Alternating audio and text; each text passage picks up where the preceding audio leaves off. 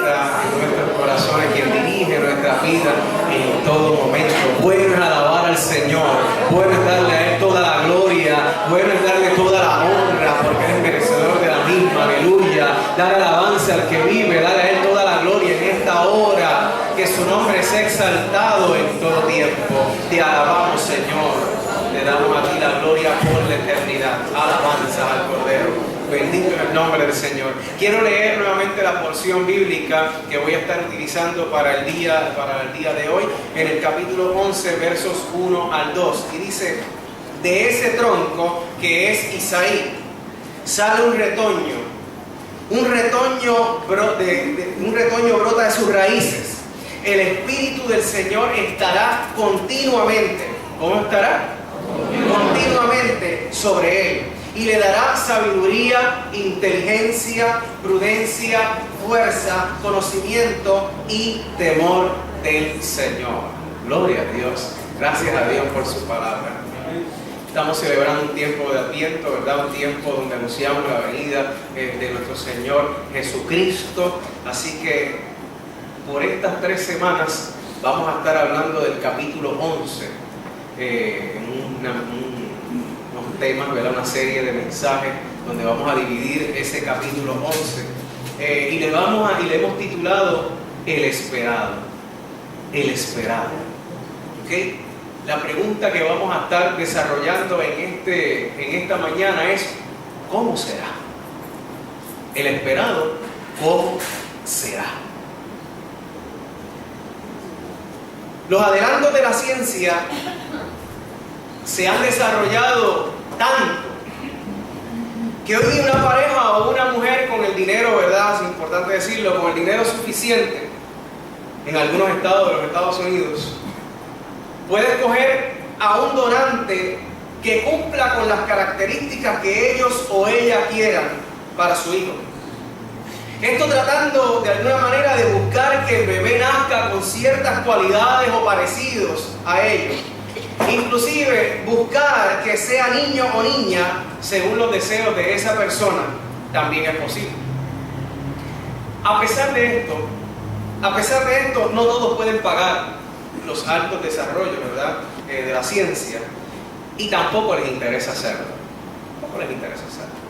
Entonces, esa gran mayoría de padres y madres, como usted y como yo, cuando se enteran que van a tener un bebé, hay algunos que sonríen, otros que sufren. Hay grandes expectativas, y hay una pregunta que no falla: ¿cómo será? ¿A quién se parecerá? ¿Cómo será el esperado? ¿Cómo será el esperado bebé? Esa pregunta está ahí. De momento te empieza a imaginar, y en ese diálogo de amor, ¿cómo será su carácter? ¿Será tan volátil como tú? ¿O será tan tranquilo como yo? ¿Será negrito como papá? ¿O será india como mamá? ¿Será blanquito como abuelo? ¿O será un negrito? Esto es clásico. ¿O será un negrito con ojos verdes? Todo el mundo quiere un negrito con ojos verdes, con nariz perfilada. Luli me decía: ay, que salga con mi color, con tus ojos, pero con una nariz perfilada. Y yo: I don't think so, baby. I don't think so. Pero ese sueño. Y de momento está en la expectativa, está el esposo allí cerca del vientre, con su oído puesto, ¿verdad? Escuchando los latidos y cantándole canciones de nana. Llega a cantar canciones de nana, cánticos, sí, y cantándole y hablándole: será como yo. Y el bebé: no, jamás. Será como yo, jamás. Entonces te compras la maquinita, ¿sabes? La maquinita que escucha los latidos. Yo tuve esa maquinita también.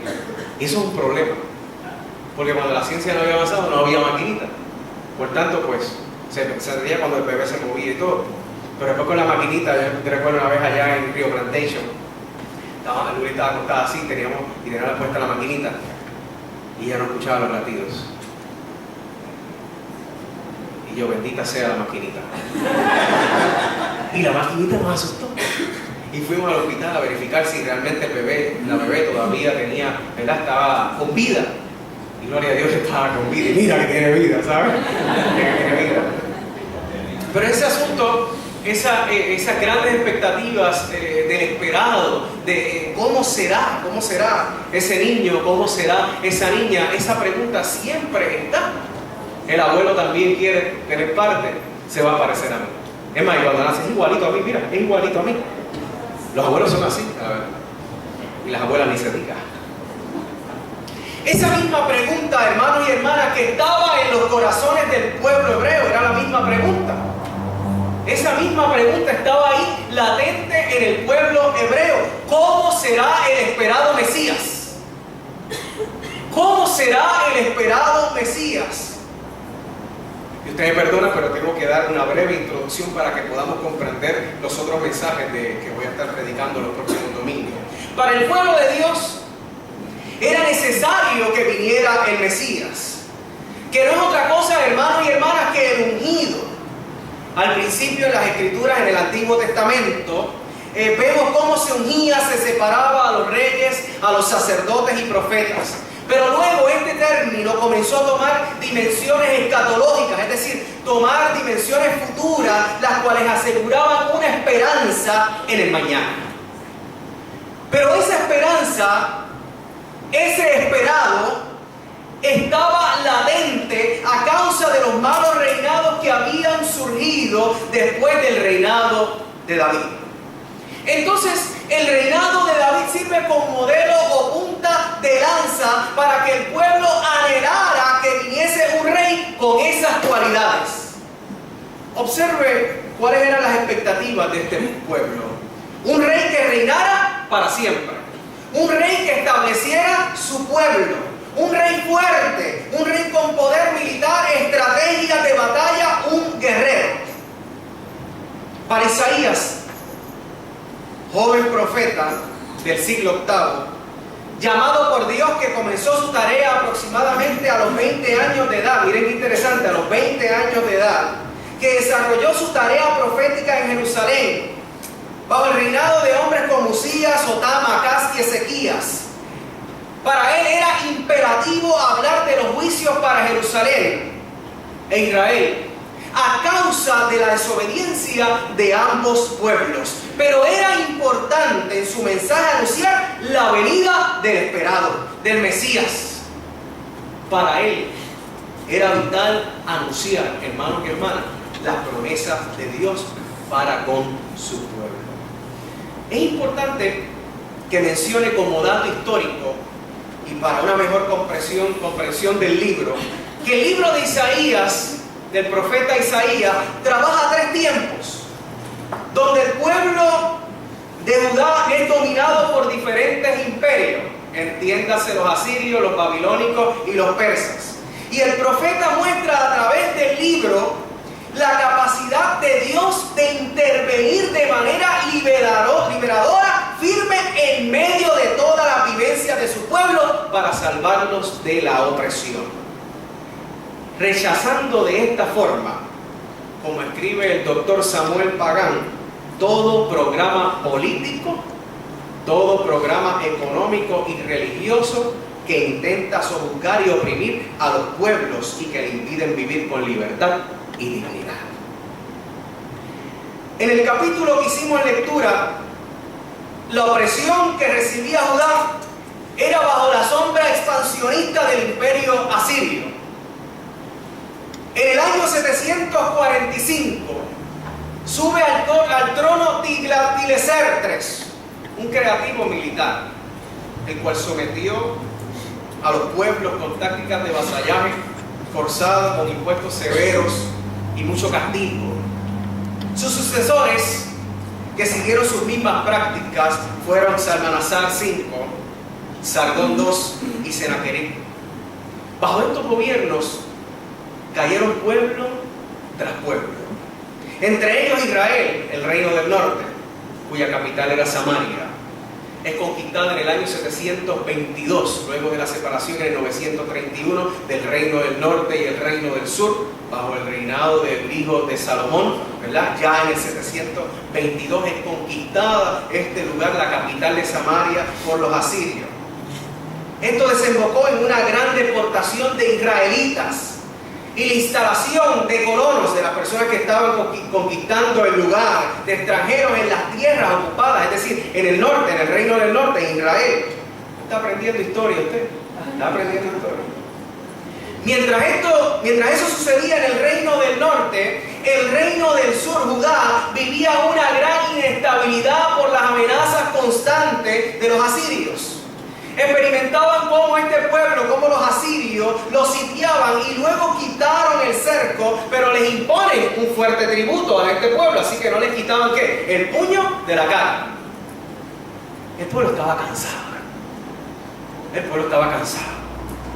El pueblo estaba cansado y esperaba con ansias, un gran anhelo.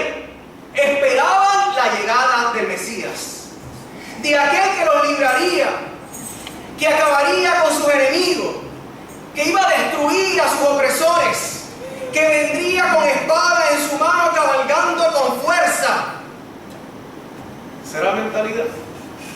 Esa era la mentalidad. Ese era el esperado. Pero así no necesariamente sería el Mesías que anuncia el profeta. Pues ¿cómo será? Pues ¿cómo será? Veamos lo que anuncia el profeta. El profeta dice que de Isaí, el padre de David, saldrá un vástago, es decir, un retoño, un renuevo que nacerá de la raíz de ese árbol que fue cortado. Entonces lo que anuncia es que de Judá, tierra que ha sido sacudida, tierra que ha sido talada, vendrá el esperado. Aleluya. Vendrá el esperado. Será descendiente, lo que está diciendo el profeta Isaías, será descendiente del mejor rey que tuvo Israel, el rey David. Eso era verdadera esperanza, hermanos y hermanas, para este pueblo. Para un pueblo que esperaba a un rey con las cualidades de David. Pero aquí va. A diferencia de David, esto es importante, hermano. A diferencia de David, a diferencia de Usías, a diferencia de Jotam, a diferencia de Acaz, a diferencia de Ezequías, el esperado tenía algo. Aleluya. Tenía algo que ninguno jamás lo podría igualar. Amén. El Espíritu del Señor. Gloria a Dios. El Espíritu del Señor. En este esperado, el Espíritu del Señor anuncia el profeta que posará sobre él. El profeta anuncia que el Espíritu del Señor posará sobre él, es decir, el ruá, el viento, el soplo de Dios estará sobre él. Bendito es el nombre del Señor. Ese soplo que ha estado actuando desde siempre, ese mismo soplo que estaba sobre las aguas en la creación, posará sobre el esperado. Aleluya. Ese mismo soplo que dio vida a todo ser viviente, posará sobre el esperado. Bendito es el nombre del Señor. Sobre el esperado estaría el Espíritu que dirigía a los jueces en el Antiguo Testamento y les infundía la capacidad de discernir. Ese Espíritu Santo es el que va a dirigir al esperado. Aleluya. Ese mismo Espíritu que estuvo con los artesanos en el templo. Los que vayan a construir aquí en la iglesia tienen que ser dirigidos por Dios, por el Espíritu Santo. Alabanza al Cordero. Con el esperado estaría el Espíritu, el soplo que estuvo con Moisés, con los profetas, lo cual es distintivo de un verdadero profeta de Dios. Los falsos profetas, los falsos líderes, al igual que los reyes que están lejos de Dios, siguen sus propios consejos. Son sabios en su propia opinión. Siguen su propio espíritu, su propio yo. Pero el esperado nos muestra Isaías que sigue el consejo de su padre. el consejo de su Padre. Por cuanto el Espíritu de Dios está con el esperado, este dirigirá con unas características que debemos mencionar: sabiduría. Sabiduría. Va a dirigir con entendimiento. Va a dirigir con consejo y autoridad. Va a dirigir con conocimiento. Va a dirigir con temor al Señor. Nos muestra Mateo 1:1 y Lucas 3 con la genealogía quién era ese esperado que profetizó Isaías en el siglo VIII. Ese Mesías era y es Jesús. Ese Mesías que había de venir era y es Jesús. El único que es capaz de tener esas cualidades. El único que es capaz, hermano y hermana, de no fallar. El único donde hallamos plenitud. El principio de la sabiduría, que es Dios. El que es lleno de entendimiento, el consejero, el que reina con poder y autoridad, el que es lleno de conocimiento sin haber estudiado, como los fariseos. Él es quien enseña que al único que se debe temer es a Dios. Iglesia, Él es el vástago que saldría del tronco de Isaí. Aleluya. Él es el renuevo que saldría del tronco de Isaí, del linaje de David.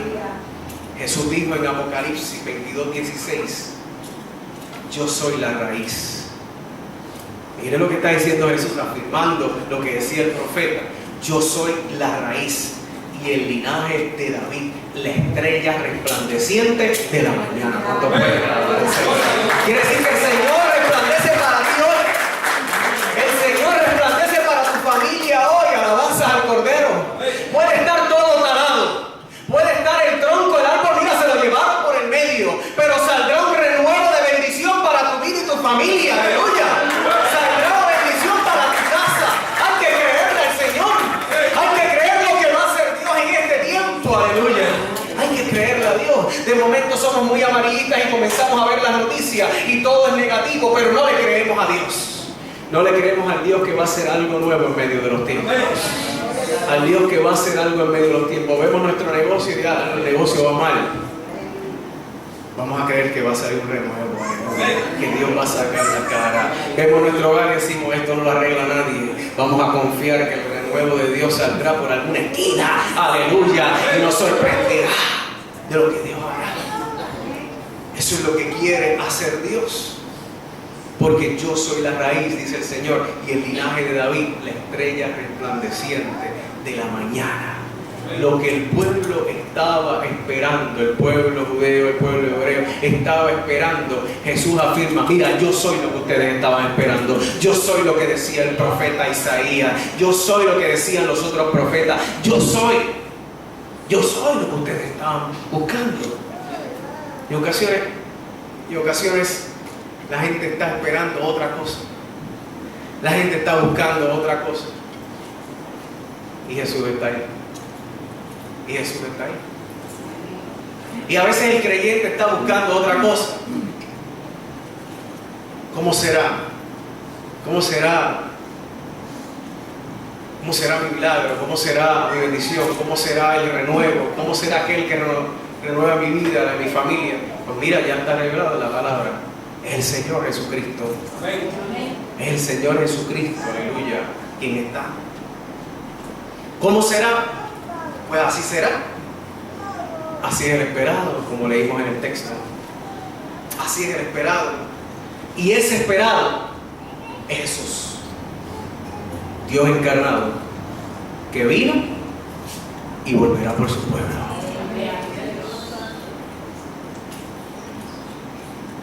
De ese tronco que es Isaí sale un retoño. Un retoño brota de sus raíces. ¿Cómo será? El Espíritu del Señor estará continuamente sobre él y le dará sabiduría, inteligencia, prudencia, fuerza, conocimiento y temor del Señor. Ese es Jesús el que quiere dirigir tu vida. Ese es el Señor que tanto has esperado. Ese es el Dios que tú tanto has esperado. Por tiempo estás diciendo, yo necesito algo para mi vida. Pues yo te voy a decir que necesitas. Tú necesitas a Jesús. Tú necesitas a Jesús. Tal vez estás diciendo, pastor, yo llevo en la iglesia tanto tiempo. Tú sigues necesitando a Jesús. Pastor, pero yo predico la palabra con fuerza y autoridad. Tú necesitas a Jesús. Pero mi familia está muy bien y hacemos devocionales todos los días. Tú necesitas a Jesús. Pero yo me congrego, yo diezmo, yo ofrendo. Tú necesitas a Jesús.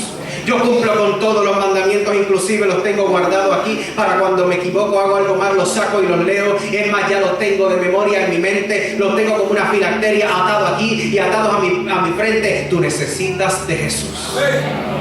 Tú necesitas de Jesús. Pastor, yo participo en todas las cosas que hacen en la iglesia. Usted me ve, usted me ve, usted me ve. Yo participo en todo. Ahí estoy yo, soy como el arroz blanco. Usted necesita de Jesús. Usted necesita de Jesús. Yo, Gerardo Morales, necesito de Jesús. Mi familia necesita de Jesús. Mis niñas necesitan experimentar a Jesús.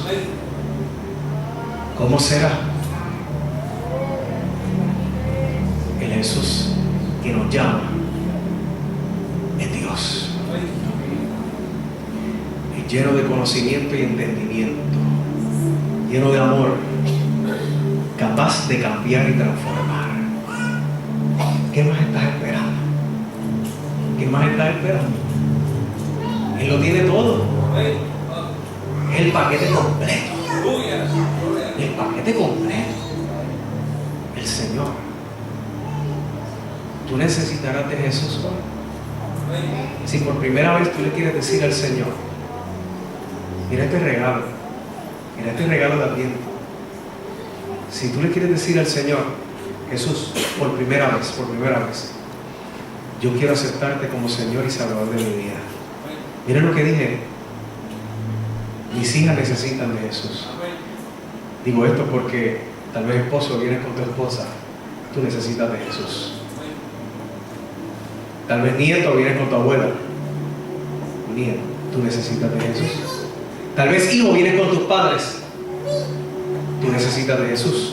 O tal vez padre vienes con tus hijos. Tú necesitas de Jesús. ¿Cómo será? Ya la palabra nos dijo cómo será. Habrá alguien que quiera decirle al Señor, Señor, yo quiero aceptarte como Salvador de mi vida. Por primera vez.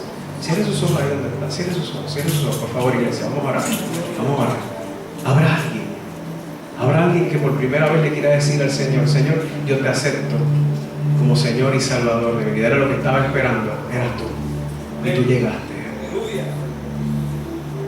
Yo te invito a que levantes tu mano ahí donde estás. Si por primera vez quieres hacer esto, si por primera vez, escúchame. Si en este día, ahora escucha bien, esto es para la iglesia. Si en este día tú le quieres decir al Señor, Señor, tú has sido el esperado, pero para mí tú sigues siendo aún el esperado.